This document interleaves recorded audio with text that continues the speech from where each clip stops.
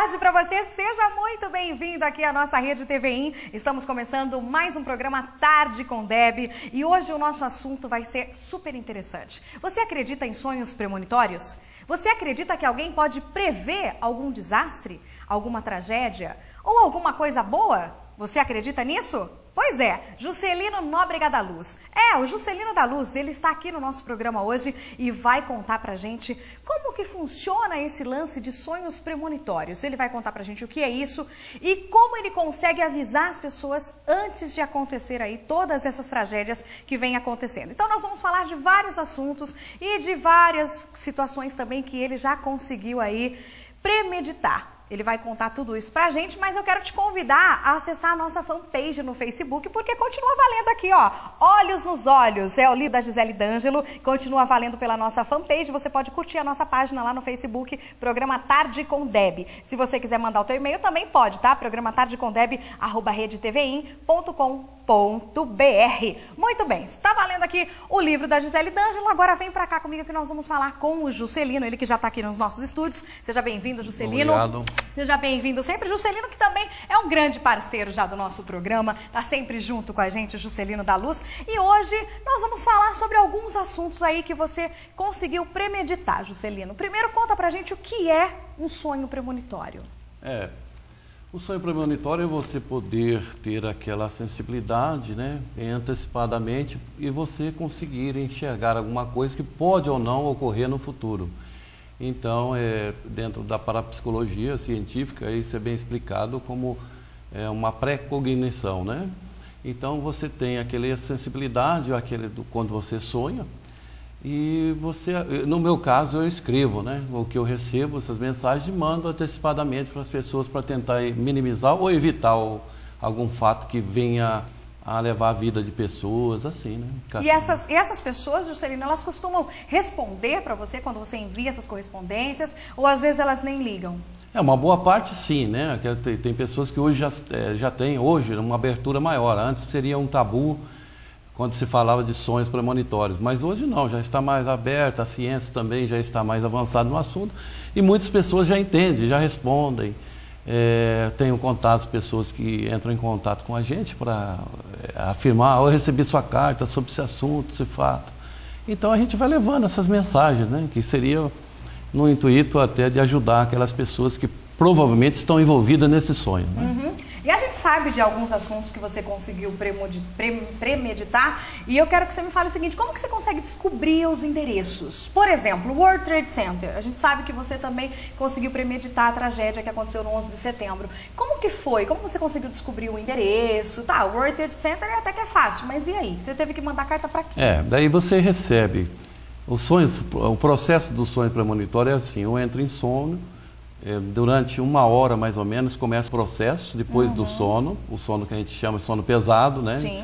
Comumente conhecido, e depois desse processo começa a surgir os sonhos. Depois vou recebendo essas mensagens, tem os insights, e acordo de manhã, ele fica arquivado no meu cérebro, aí vem uma voz, como se fosse um mentor espiritual, mas não tem relação nenhuma com filosofia ou com religião, e ouço aquela voz que me diz para onde eu devo escrever e dá o endereço correto.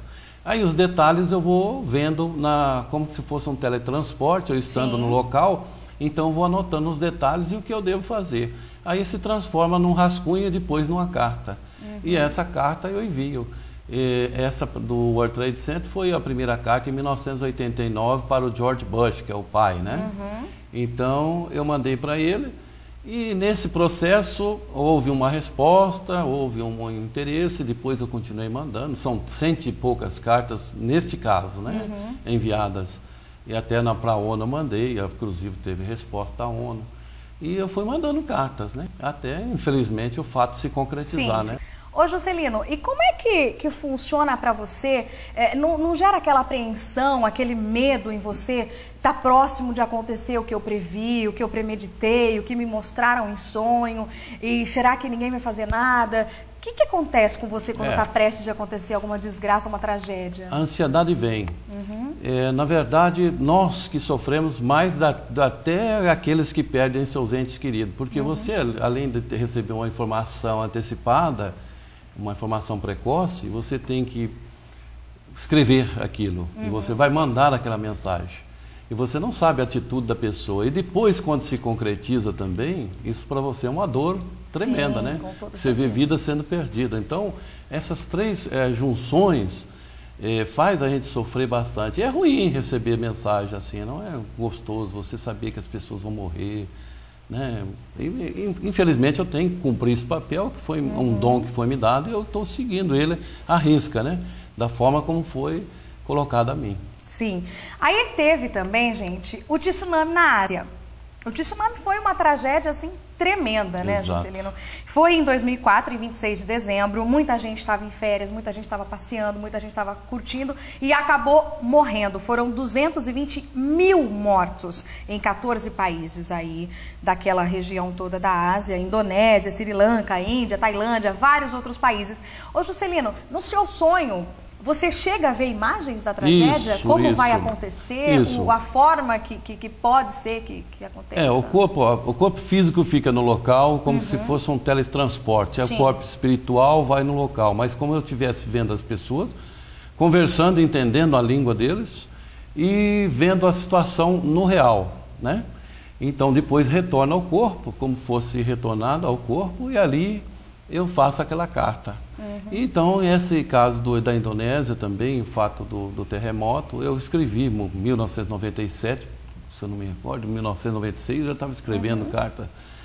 E daí sempre tem esse tempo antecipado, 5 anos, 4 anos? Sim, mas continuei escrevendo, né? São cartas que foram até há uns 4 meses antes do fato se concretizar, as cartas foram enviadas.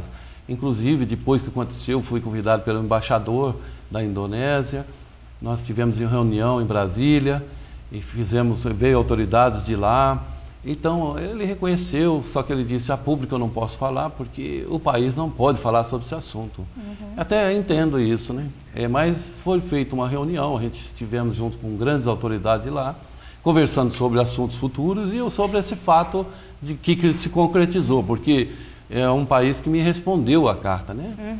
A Indonésia foi um dos países que mandou uma carta de volta respondendo que tinha recebido e ia mandar para as autoridades da Indonésia para tentar minimizar Juscelino, o problema. Me tira uma curiosidade. Depois que acontecem essas tragédias, o pessoal dos países, enfim, de onde aconteceu a situação, eles falam com você novamente ou não? Procuram, me convidam, muitas vezes eu vou no local, né? Verdade?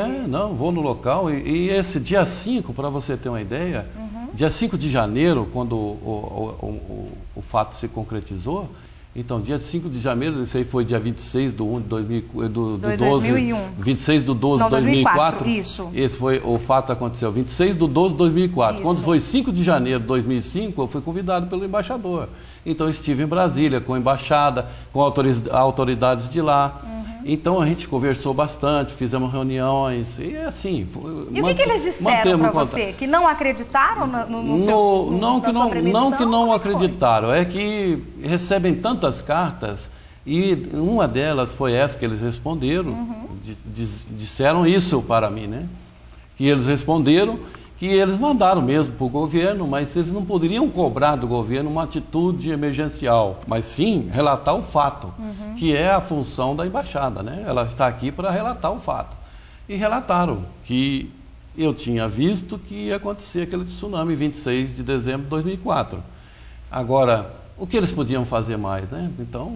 Eles poderiam alarmar, de repente, as pessoas para que não ficassem tão próximas? Acredito que sim, mas que naquela época, 2004, porque, na verdade, não tinha a lei da isso, natureza, né? não tem como a gente segurar, né, Juscelino? Teria como ser evitada? 2004 eu não tinha tanto essa situação que o OMO hoje está diferente, a responsabilidade bem maior dos países em levar um alarme tão rápido assim. E em situações não tem como, né? Já participei de outros casos aí, eu sei como que funciona isso. E tem um deles, inclusive, eu fiz palestra no local falando sobre o terremoto, palestra, falando, gravado, tudo bonitinho, com televisão e tudo. Infelizmente morreu mais de 20 mil pessoas. Então é assim que acontece. Você tenta levar para as pessoas o que você pode fazer, né? Talvez as autoridades pudessem aí impedir que as pessoas ficassem próximas à praia, mas as pessoas a gente nunca sabe a cabeça, né? O planeta vive numa descrença porque você vê maldade de todo lado, né? Infelizmente é isso. Então, é difícil quando chega uma pessoa que tem seriedade naquilo que faz, é difícil das pessoas acreditarem. Então as pessoas não convivem com isso, tá, entende? Então, vivemos um mundo materialista. Então, se você falar que vai cair um prédio, todo mundo é mais fácil de desacreditar em você do que tomar providências para, pelo menos, se não acontecer, ali o fato foi um alerta, né? Um motivo de uma situação que você pode, no futuro, evitar uma desgraça, qualquer coisa. Ou um treinamento, sei lá, como for. Com certeza. Daqui a pouquinho, o Juscelino vai falar sobre Michael Jackson, Mercy Nakashima, e nós vamos falar também sobre a tragédia de Santa Maria, lá no Rio Grande do Sul, que também aí foi uma das premonições de Juscelino da Luz. Você não sai daí que eu volto já. Apoio Cultural. TVI. Restaurante Copacabana. Variedade em saladas. Diversos tipos de pratos quentes. Serviço self-service por quilo. Aberto de segunda a sábado, das 11 às 15 horas. Venham saborear. Tenha um futuro promissor ingressando em uma das carreiras mais desejadas do mundo. A Sierra Bravo oferece cursos de piloto privado, simulador de voo, piloto comercial e instrutor de voo. Salas de aula multimídia com turmas no período noturno e finais de semana. Você pode trabalhar em uma grande companhia aérea ou se tornar um instrutor na própria escola. É o seu sonho decolando em até 6 meses. Matrículas abertas. Sierra Bravo, Escola de Pilotos. Aeroporto de Americana, Hangar 26. Telefone 3467-4434. Chocolate Restaurante. Cardápios diferenciados todos os dias. Sempre com uma variedade de saladas. Vários tipos de carne na churrasqueira. Garçonetes qualificadas. Atendimento VIP. Estacionamento próprio e ambiente climatizado. Venha conferir. Rua Guglielmo 44, atrás do Colégio Politécnico.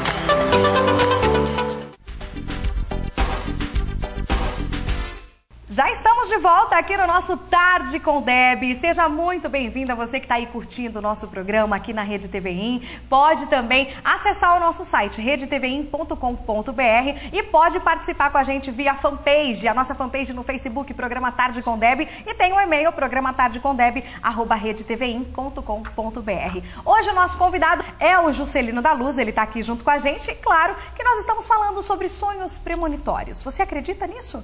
Você acredita que alguma pessoa possa prever o que vai acontecer, prever o futuro? Será mesmo?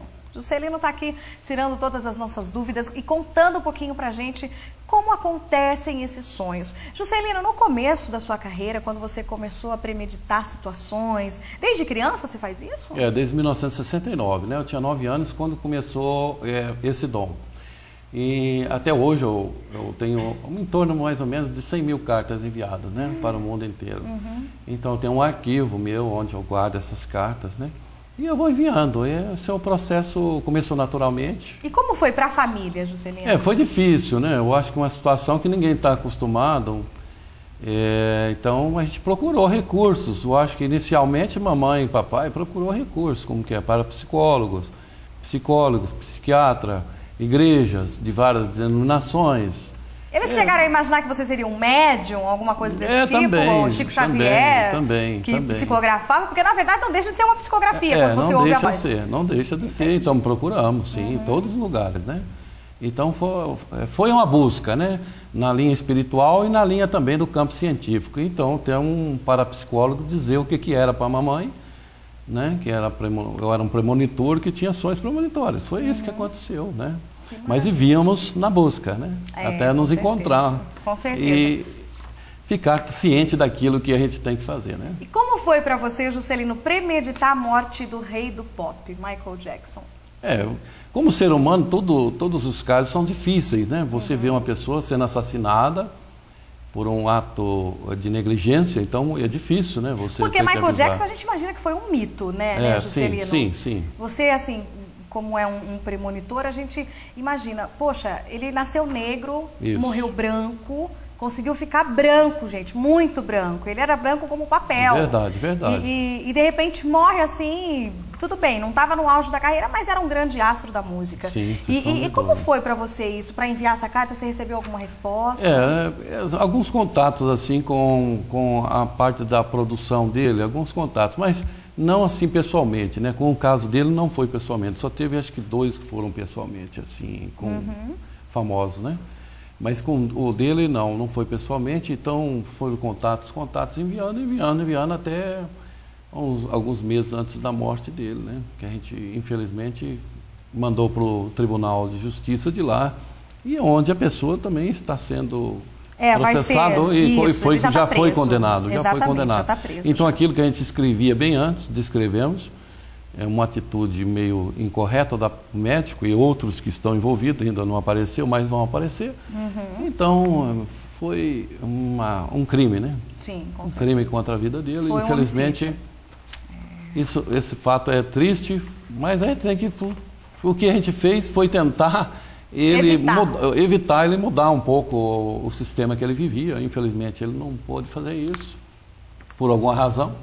E pagou muito caro, porque é a própria vida, né? Com certeza, com toda certeza. A gente está falando aqui sobre sonhos premonitórios, e nós estamos falando com o Juscelino da Luz, que é professor, é palestrante e é premonitor. Juscelino faz palestras aí no Brasil todo, também dá entrevista para as grandes redes de TV. Inclusive, você estava esses dias na Sônia Abrão, né? Que eu cheguei a assistir, falando sobre a tragédia de Santa Maria. Nós vamos falar sobre isso daqui a pouquinho também. E teve um caso que ganhou grande repercussão nacional, na verdade, até internacional, da Mércia Nakashima. Isso. Aquela advogada que foi morta e foi assassinada, foi jogada com um carro, ela ainda estava viva, né, Juscelino, na represa lá de Nazaré Paulista, e ela foi morta pelo namorado, pelo ex-namorado, que era o Misael Bispo, que era um ex-policial. E como que você avisou a família dela? Através de cartas? Também são cartas, né? Foram enviadas cartas, bastante, né? Cartas, inclusive até para a Mércia mesmo, né? Tem o endereço dela, não sei onde, não lembro o endereço, mas aqui de cabeça, mas tem na carta esse endereço. E a gente mandou tentando alertá-la, mas você sabe, ela gostava desse rapaz, infelizmente, né? Que tinham alguns motivos para ela se afastar dele, né? No final, né? Então, ela quando se afastou, ele se sentiu... eu acredito que ele mais ameaçado do que ele gostava muito dela, em alguns fatos que ela sabia dele. Então, essas ameaças levou ele marcar um encontro com ela e pegar ela e levar até aquele local. E foi constatado que ela morreu, gente, afogada, não pelo tiro que ela levou no rosto. E ela não sabia nadar. Então, assim, eu imagino no seu sonho o desespero, de repente, de você ver a pessoa morrendo afogada sem saber nadar. Exatamente. Como que é para você no sonho isso? É terrível, né? Você tá convive, porque aí você não vai poder... você convive aquele momento com aquela pessoa, aquela angústia, aquela tentativa de se salvar e não conseguir. Porque no sonho você está no local. Exatamente. Então, você convive aquele tudo com a pessoa, entendeu? E é difícil. As pessoas que estão do outro lado da tela, eles não entendem essa dor que a gente sente, né? Sim. Eles acham que isso aí é uma coisa que... para aparecer, para coisa... Não é nada disso. Na verdade, você faz como um papel social até, né? E um papel crístico também dentro da espiritualidade, que é você preservar as vidas. Esse é nosso intuito, o nosso trabalho é esse.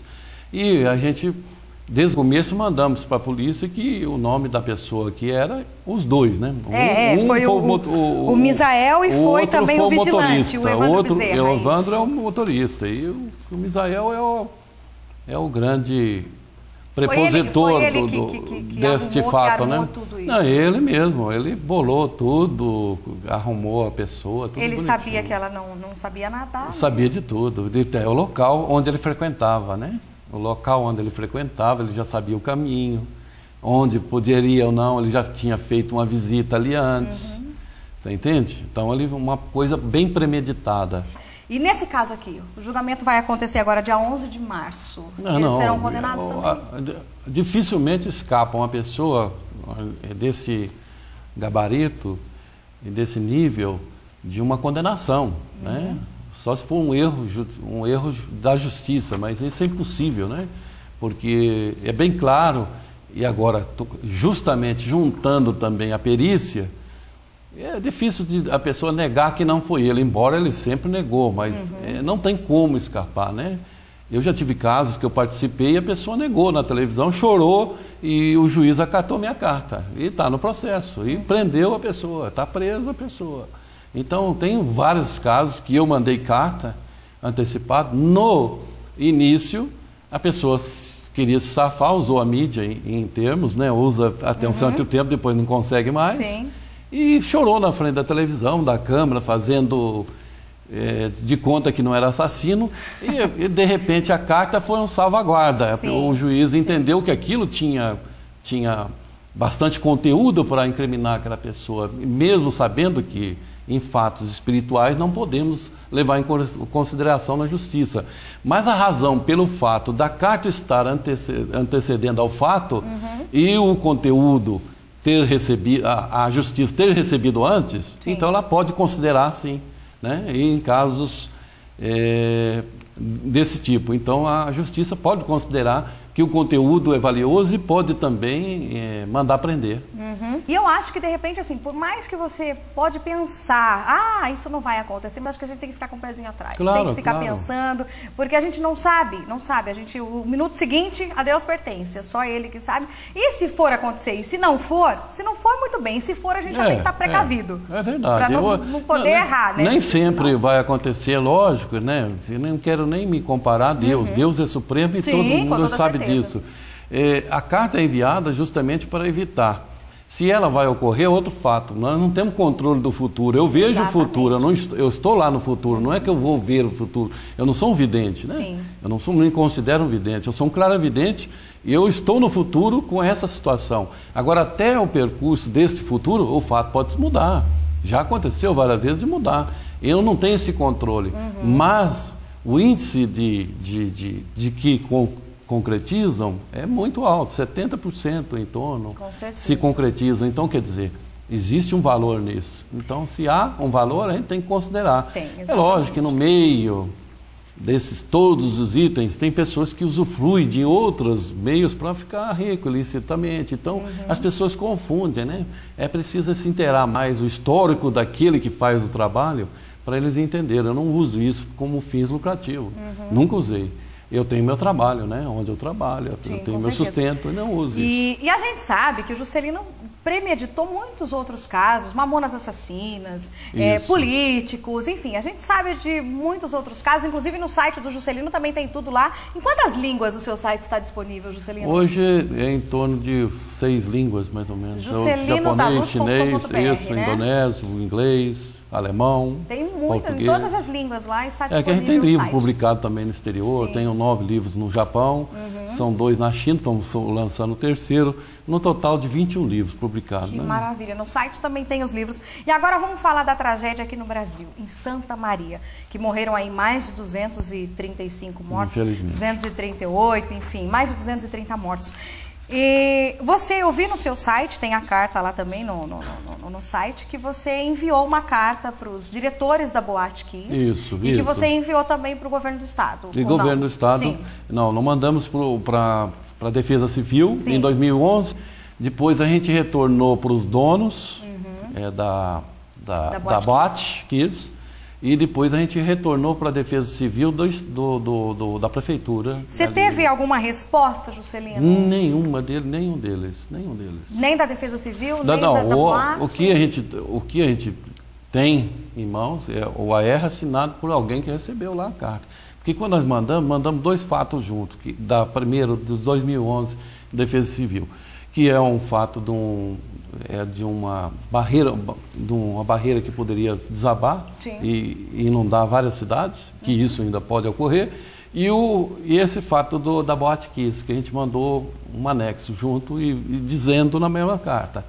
Infelizmente, o fato se concretizou. Mas aí depois a gente repetiu a carta para os donos, que acho que foi em janeiro, se eu não me lembro, não falo a memória. Mandamos para o dono da boate em janeiro, e 2012. E mandamos em dezembro, um mês atrás, agora completou 2 meses quase, para a Prefeitura de Santa Maria, para a Defesa Civil, não para o prefeito, né? Vamos deixar bem claro, não foi para o prefeito, foi para a Defesa Civil. Sim. Hoje em dia a gente vê que está acontecendo muitas tragédias com mortes coletivas, né, Juscelino? A gente sabe que o planeta, que a Terra está passando por uma transição de mundo de provas e expiações para regeneração. O que é isso? A atmosfera do planeta está mudando, né? A energia do planeta está mudando. Está mudando bastante. Esses desencarnes coletivos, tem alguma coisa a ver com essa energia, com essa Eu acredito mudança? que sim, em termos, porque o planeta está numa fase negativa, né? Energias negativas, e está aumentando. Você vê que a violência, o desrespeito, essas coisas se aplicam a energias, né? Acúmulo de energias em volta do planeta. Isso acaba criando essas mudanças e levando a essas mortes coletivas. Se não existisse aquela espuma do acústico na boate, que foi aquela espuma, na verdade, com a fumaça que aquilo causou, que mataram os jovens, os mais de 230 jovens. Porque aquele material era um material tóxico. Sim, sem sombra de dúvida. Automaticamente pegou fogo, a fumaça matou todo mundo asfixiado, principalmente a maioria dos casos lá, porque foram poucas as pessoas que morreram por queimadura. Se não existisse aquela espuma acústica, Juscelino, esses jovens aí poderiam estar vivos? Poderiam. Eu acredito até, não julgando, não sou para julgar injustamente, eu não tenho o poder de condenar ninguém e prejulgar ninguém. Sim. Mas existe um erro coletivo, primeiro partindo da fiscalização da prefeitura, que deveria fiscalizar direito. Segundo, o erro é do grupo, porque o grupo que apresentou sabe do problema, que poderia facilmente, dentro de um salão fechado, pegar fogo, é um deles. E uma responsabilidade um pouco maior é do dono da boate, por saber que aquele produto, aquelas espumas eram produtos tóxicos que pegavam fogo fácil, e deixar ainda, falta de grande responsabilidade da parte dele, deixar ainda alguém apresentar pirotécnico dentro do próprio salão com excesso de pessoas, quer dizer, são jovens, 1.000 pessoas, o sustento daquele salão tinha mais de 1.500, um pouco mais ainda, dentro de um salão que não teria condições de funcionar dessa forma. Pensar no lucro se esquece nas vidas. Então também a responsabilidade maior é do dono do salão, dos 2 diretores, porque eles deveriam impedir isso, por questões até de ética e até de responsabilidade jurídica, porque eles sabem do problema. Mas, às vezes, o dinheiro... né? Fala mais alto, infelizmente. E como fala mais alto também o nosso tempo, né? O tempo urge, nós estamos terminando aqui o nosso programa. Já passou rapidinho essa tarde, né? Quero agradecer aí a sua audiência, Juscelino, quero agradecer imensamente a sua presença no nosso programa. Seja bem-vindo sempre. Obrigado. Eu que agradeço a todos vocês, ao público também daqui. Americana, cidade muito bonita, eu gosto Quando quiser, pode aparecer, né? Quando tiver livros novos, manda pra gente. A cidade de vizinhos também são muito amáveis. Eu agradeço essa oportunidade de dar a gente a oportunidade para poder explicar um pouquinho sobre a premonição. Conte com a gente. E você, um beijo. Muito obrigada pelo seu carinho, muito obrigada pela sua audiência. O nosso encontro está marcado amanhã, às 2 da tarde, aqui na TVI. Tchau.